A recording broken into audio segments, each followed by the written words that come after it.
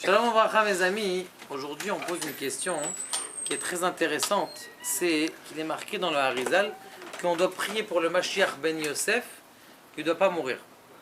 Donc, il est censé avoir deux Mashiach, le premier Mashiach ben Yosef qui va venir, il va commencer à faire des guerres, et Armilus, c'est-à-dire c'est un chef de l'armée US, je sais pas, armée US, peut-être c'est ça, ou un chef d'une armée en tout cas, qui va venir et qui va réussir à tuer le Mashiach, Ben Yosef. Et il faut prier pour pas que ce Mashiach il meure. Et après, qu'est-ce qui va se passer? Eh bien, le Mashiach Ben David il va venir. C'est marqué qu'à ce moment-là, les Bnei Israël ils vont dire quoi? Notre Mashiach il est mort. Ça veut dire quoi? Alors on ne vaut plus rien. Si on ne vaut plus rien, bon, on va trouver une autre religion, je sais pas, on va trouver quelque chose. Et donc, qu'est-ce qui se passe? C'est que le Mashiach Ben David va venir et va ressusciter le Mashiach Ben Yosef et la machine elle va reprendre. La question qui se pose, c'est pourquoi est-ce que Akadosh Baruch Hu, dans son plan, il a prévu déjà de parler du Mashiach Ben Yosef qui va mourir et puis après un autre Mashiach Ben David. Première chose. Cette deuxième question au sujet du Mashiach, est-ce qu'il y a un rapport entre la Souka et le Mashiach, entre toute la fête de Sukkot et le Mashiach? Alors, il y a ici plusieurs Gemarot. On va essayer de répondre à la deuxième question avant la première. Plusieurs Gemarot, dont une d'Ivrei Agada. J'ai trouvé, je vous ai dit, dans un sefer de Hebrew Books. Ils ont 40, c'est un mahagar de 40 000 livres, 50 000 livres même. Il y a tellement de livres, mais quand tu as trouvé une perle, eh ben, tu la gardes. D'Ivrei Agada, c'est un sefer qui a été écrit, je sais pas, il y a peut-être... C'est toutes les agadotes qui sont pas très compréhensibles dans le chasse. Il ramène une agada, ça veut dire des paroles de agada qui sont marquées dans Masechet Sukkah, Davkav Zayin Amud Bet. Il ramène Ta'anu Rabbanan, Maaseh Berabi Eliezer, Shabbat Begalil Aelyon. Une histoire avec Rabbi Eliezer qui a passé Shabbat, Keniré, donc Galil Aelyon. C'est quoi Galil Aelyon? En haut là-bas dans le nord d'Israël. Dans la Souka de Rabbi Yohanan Berabi Ilai. Beir Kesaria, dans la ville de Césarée. C'est où Césarée? Kaniré, c'est vers Césarée. Où est la maison de Bibi là-bas. Ve'amchrela Bekesarion. Il y en a qui disent Mamash au Kesarion, ça veut dire au Césarée lui-même. Ok. Alors, hein? Voilà. Ve'egia Chamal et Souka. Le soleil est arrivé sur la Souka, il a commencé un petit peu à faire chaud. Amarlo, hein? Ouais. Amarlo, Maouche Fros Alea Sadine. J'ai le droit de mettre sur la Souka un drap qui fait chaud. Ham. Amarlo, qu'est-ce qu'il lui a répondu? En lecha kol shevet veshevet mi Israël shelo aimid mimenu shofet. Je vous pose une question. Et je vous réponds, il n'y a pas de tribu du peuple d'Israël dans lequel il n'y a pas eu de directeur, de chauffet, c'est-à-dire de juge, parmi le peuple d'Israël. Vous avez une réponse? Pas de réponse. On a commencé à avoir encore plus chaud. Alors le soleil il est arrivé déjà au milieu de la souka. Et il lui a dit à Marlo, Maouche Fros allez à Sadine. Est-ce que j'ai le droit de mettre un drap sur la souka? Amarlo, en lecha kol shevet ve'Israël shelo yatzanu mimenu nevim. Sache que Reuven, Shimon, Levi, Yehuda, Issachar, Zebulun, Gad, Naphtali, Gad, Issachar, Binyamin, Yosef ou Binyamin, tout cela, ils ont eu un chauffette, ils ont eu des nevim, ils ont eu des prophètes. Tu sais que dans ta tribu à toi là-bas, tu as eu un prophète. Tu as un de tes grands-pères, c'est sûr que c'est un prophète. D'ailleurs, on dit très bien, Im, quand on ne sait pas une halakha, on dit Anach laem le Israël, laisse-le au peuple d'Israël, Shafilou she'en nam nevim, qu'ils ne sont pas navi, em bene nevim. Arrange-le. Em bene nevim, ça veut dire quoi? Ils sont des enfants des nevim. Ça veut dire quoi? Parce que dans cette Gemara, il est marqué qu'on est tous des descendants de Binyamin, des enfants de Nevim. Shevet Yehuda, Binyamin et Midou Melachim, Alpi Nevim. Shevet Yehuda ou Binyamin, ils ont mis des Melachim selon les prophètes. Et Giachama les Margelotav. Maintenant, le soleil est arrivé à ses pieds. Chez le Rabbi Eliezer, Natal Yohanan Sabid Din ou Peresh. Il avait trop chaud. Il a mis un sadin. Ifshil Rabbi Eliezer Tailito Le'achorav Veyatsa. Il a mis un Rabbi Eliezer un talit Le'achorav. Vas-y, arrête. Veyatsa, il est sorti de la souka. Donc cette première Gemara là, elle parle, elle a l'air très bizarre. C'est quelqu'un qui vient. C'est quelqu'un, comment il s'appelle? Maaseh Rabbi Eliezer, Shabbat Begalil Alyon. Il a posé la question de Rabbi Yehuda Bar Ilai, Rabbi Yohanan Rabbi Ilai. Il lui pose une question et lui, qu'est-ce qu'il lui répond? Est-ce qu'on a le droit de mettre un sadin sur le scar? Il lui répond, il n'y a personne, il n'y a pas parmi le peuple d'Israël un peuple, enfin un chevet, où il n'y a pas eu des chefs, où il n'y a pas eu des nevim, où il n'y a pas eu des chauffettes. Il a posé 2 fois la question. Une fois il répond, il n'y a pas eu de chauffette. Une fois il répond, il n'y a pas eu de nevim. Chauffette, c'est des juges. Non, on a parlé de ça, je crois. On vient de parler de ça, on vient d'expliquer cette Gemara. Donc a priori, Juste avant l'entracte. on comprend pas ici qu'est-ce que ça veut dire. Qu'est-ce que ça veut dire que dans le peuple d'Israël, il lui pose une question et il lui répond quelque chose d'autre. Donc je vous ai dit que dans un sefer qui s'appelle Divrei Agada. Dans ce sefer Divrei Agada, il dit qu'ici il y a un secret qui parle que la souka, elle fait référence à la venue du Mashiach. Pourquoi? Parce que qu'est-ce qu'il lui pose comme question? Il lui pose la question. D'abord, le remez, il est là, il dit Maaseh Begalil Alyon. On sait très bien qu'il est marqué que le Mashiach il va se dévoiler dans le Galil Alyon, dans le nord d'Israël. Peut-être ça va être un Rabbi Shimon Bar Yochai, comme ça, Galil Alyon. En plus de ça, on parle de Césarée. Césarée, c'était ceux qui ont été toujours contre le Mashiach. D'accord? Ça fait. Donc, il y a la référence ici du Mashiach. Dis maintenant, pourquoi est-ce que la Souka, ça a une référence avec le Mashiach? Je m'arrête une seconde et je vais dans une autre Gemara que vous avez tous entendue. Cette autre Gemara, elle parle que lorsque le Mashiach il va venir, eh bien, Akadosh Baruch Hu, il va demander à tout le monde d'être en jugement. Et il va leur dire, et bon, on vous juge, ou on vous juge. Ils vont dire, attends, mais c'est pas juste. Nous, tu nous as pas forcé à recevoir la Torah, alors que les Juifs, tu les as forcés.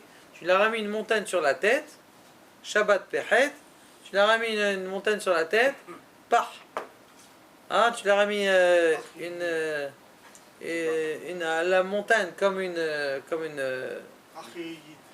et comme une casserole, et tu les as obligés à recevoir la Torah. Nous, tu ne nous as rien obligé. C'est pour ça qu'on n'a pas reçu. Il a dit, oh, d'accord, je vous donne comment on appelle ça? Je vous donne un test, vous allez faire la mitzvah de Souka. Pourquoi la mitzvah de Souka? Parce qu'elle n'est pas chère.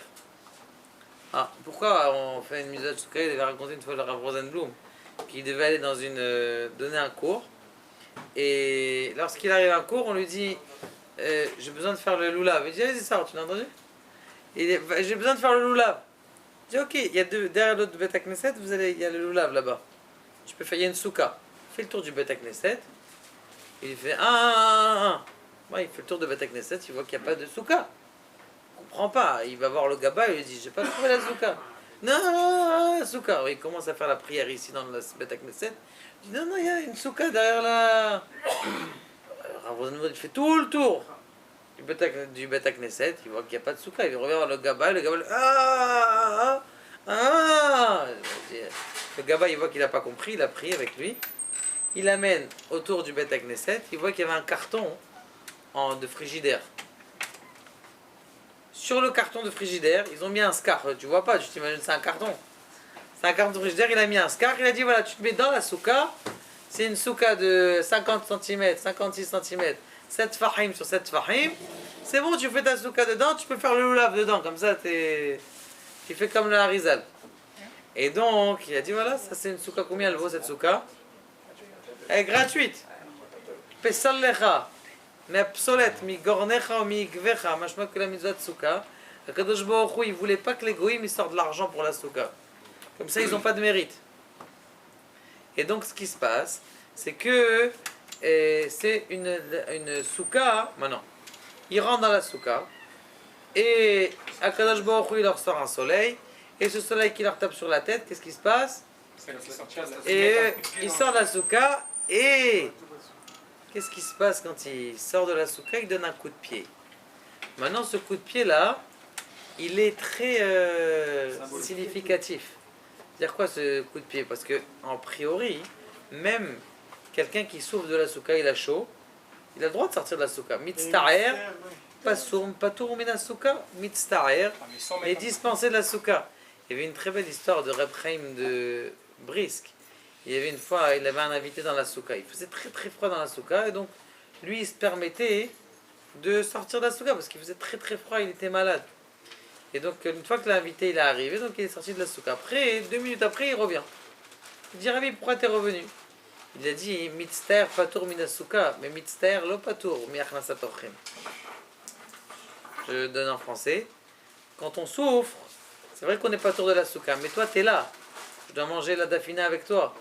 Et donc c'est pas kavod pour toi. Donc pour les invités, c'est pas marqué mitzter patour mi achnasat orchim. Et mitzter patour min souka, mais pas d'inviter des invités.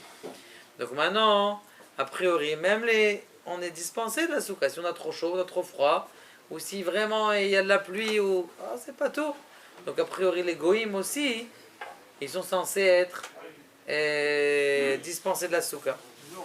Et la réponse, c'est que elle a été mévasée.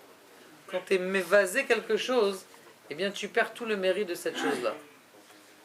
Maintenant, regardez ce qu'on dit dans le Rosh Hashanah, puisque on sait très bien que Rosh Hashanah, demain, on a un minag de sonner le shofar. Rosh Hashanah, on sonne le shofar. Dans ce marqué dans la Gemara Masechet Rosh Hashanah, on sonne le shofar assis et on sonne le shofar debout. Pourquoi est-ce qu'on sonne le shofar assis et le shofar debout? Les arvev et à Satan. Qu'est-ce que tu sais? Il s'en fout, t'es debout, t'es assis, le Satan, matam arvev auto ou matam arvev auto. Mazem jamais, est-ce que t'es assis? Il a peur d'un son et il peut faire trembler le monde, le Satan. Et Lama, il voit que le Satan, on est Meshabéach auto, on est assis, et puis après on se lève, l'Ichvod le shofar. Alors que c'est pas obligé de se lever, tu peux faire tes chouvas assis. Mais comme on donne du kavod au shofar, ça veut dire qu'on est mechavev les mitzvot. Ça, le Satan, qu'on est mechavev les mitzvot, il peut pas supporter. Et si vous regardez, vous savez que le Rav Wertfeugel était venu une fois à Manchester. Il avait dit quelque chose comme ça. Il avait dit, est-ce que vous savez pourquoi Rav Wertfeugel qui était Ashkenaz, fils de déporté, et il était le mashguer de l'Écoud en Amérique, il était venu à Manchester. Il avait dit, est-ce que vous savez pourquoi est-ce que et Marchemo Vezichro, les Allemands ils sont pas descendus en Afrique du Nord? Il a dit en Afrique du Nord, ils avaient gardé l'honneur des Talmidei Hachamim, même si c'était pas religieux, mais tu lui parles de Baba Salem, tu lui parles de Rabbi Haim plutôt, il va en boîte la nuit, il va en boîte. À Casablanca, ils font la boîte, les cafés, les bars, les machins, je vous raconte pas les histoires qu'ils nous racontent. Mais tu lui parles d'un Hachamim, il dit chez nous les Ashkenazim, on n'était pas comme ça. On n'avait pas gardé cette chavivout là et donc c'est lui qui a dit ça. Ça veut dire c'est un fils de déporté qui a dit par quel mérite les séfaradim n'ont pas réussi à voir parce qu'ils étaient mechavev. Le fait d'être mechavev les mitzvot, ça déboussole le Satan. La même chose le shofar, on est assis, kielou on n'est pas mechavev. Maintenant on se lève, on montre la différence. Ah t'es mechavev les mitzvot, ça déboussole le Satan. C'est pour ça qu'on a eu beaucoup de mal. On paye encore aujourd'hui le veau d'or. Pourquoi? Parce qu'on a dansé quand on a dansé. Le Rav Rav, il a dansé quand on a fait le veau d'or. Si c'était un veau d'or qu'on avait fait, on était triste. Alors ça serait passé. Quand quelqu'un fait une avera qui est triste, ça passe tchic-tchac. Mais quand il fait une avera qui est joyeux, alors la avera, elle a du mal à partir. Parce que elle s'inscrit dans ta itlaavut, dans ta ita'aruta deliba. Comprenez? Maintenant, quand quelqu'un il fait une avera, c'est vrai qu'il est joyeux, mais qu'il est triste, ça fait mal. Ça aussi, le regret à l'intérieur, c'est marqué le regret, il efface les 3/4 de la avera. Maintenant, revenons à notre histoire du Mashiach. Qu'est-ce qu'ils ont fait, eux, les Goïms? ils vont recevoir cette mitzvah de souka, ils vont taper dans la souka. Kilou, animé vazé ta souka. Nous, quand on sort de la souka, c'est même pas qu'on regrette, on a de l'extérieur. Ah, Akadosh Baruch Hu, il me laisse pas faire la mitzvah de souka, j'ai trop chaud, j'ai trop froid. Donc, machma, que la souka, elle a une connotation encore de Mashiach. Donc, c'est la deuxième Gemara qui parle de la souka et du Mashiach.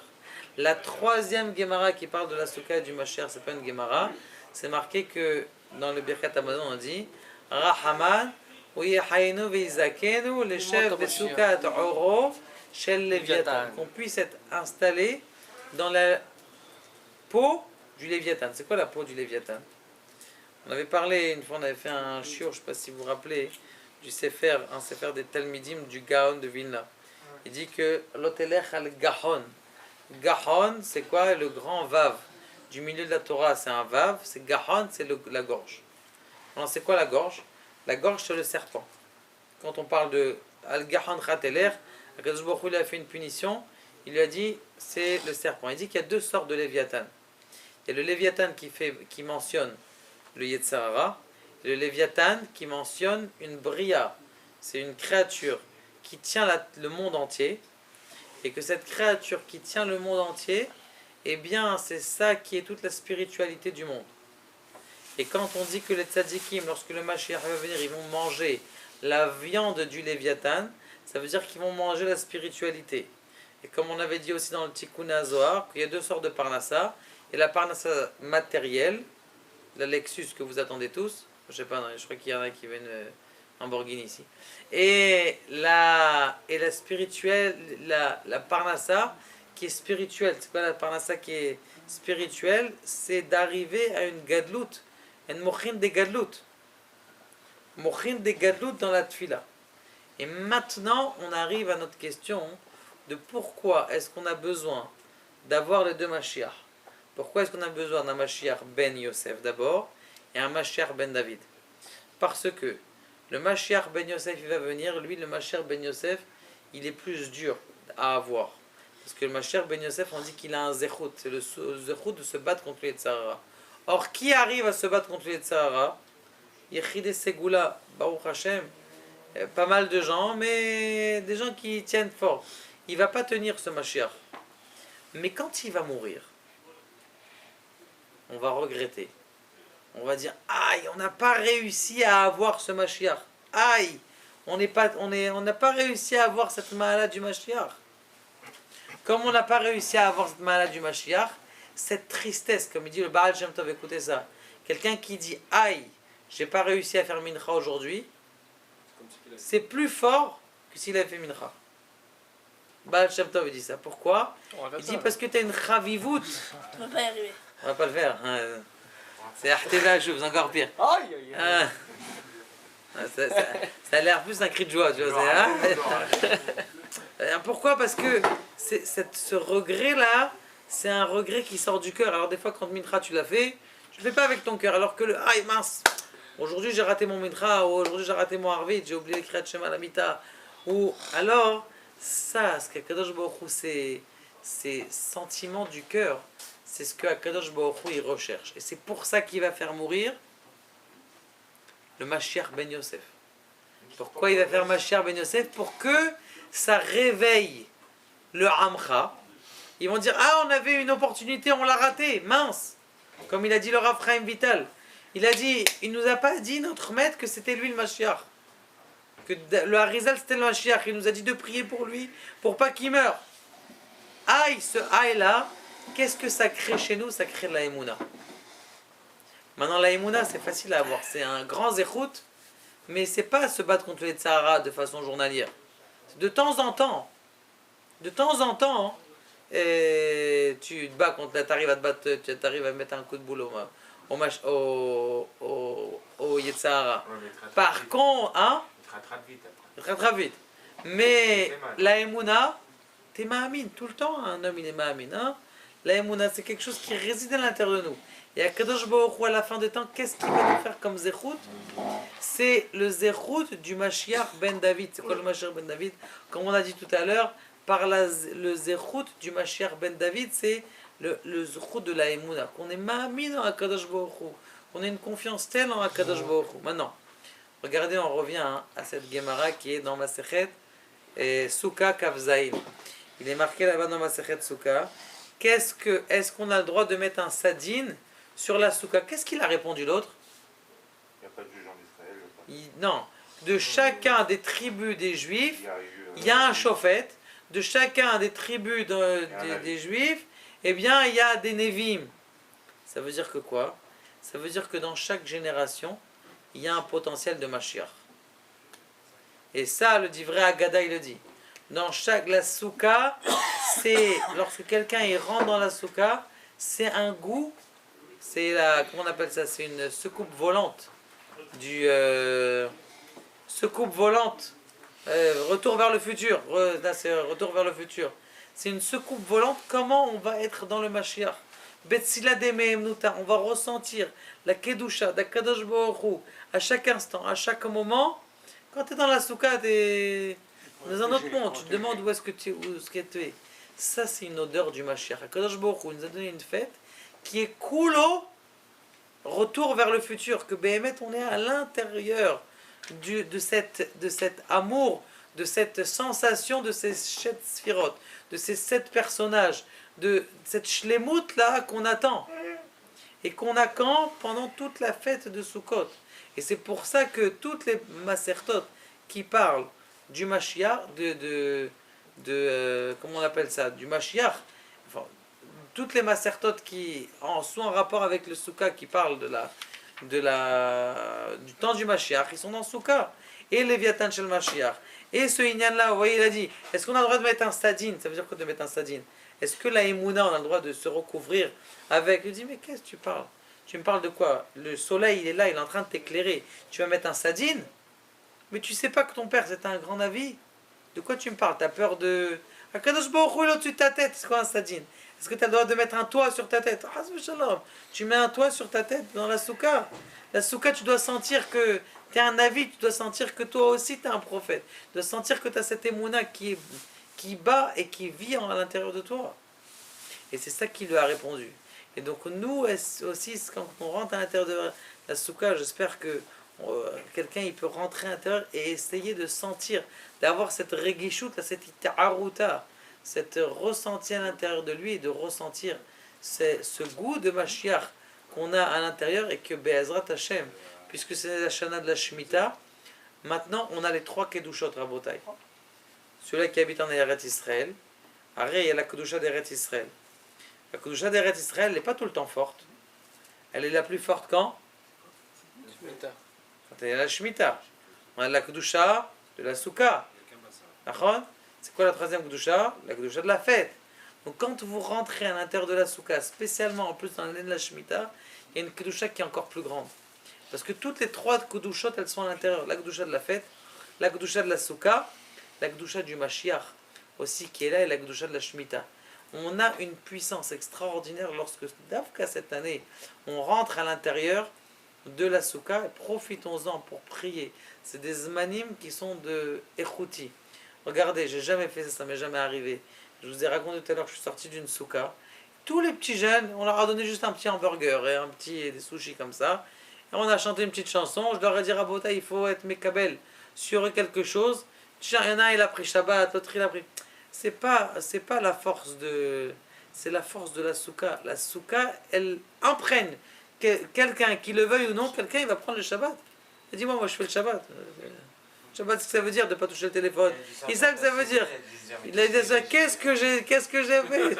J'ai pris sur moi un truc gros comme une maison. Non, T'arrêtes les narines. il a pris... Il veut faire les narines. T'arrêtes les narines. Kadosh Baruch Hu nous protège. Et Kadosh Baruch Hu nous aide Be'ezrat Hashem à ressentir la sanctification de la fête, la sanctification de la Souka, la sanctification du Mashiach et la sanctification de la Shemitah qu'on mérite d'avoir cette année. Baruch Adonai, l'Olam, Amen.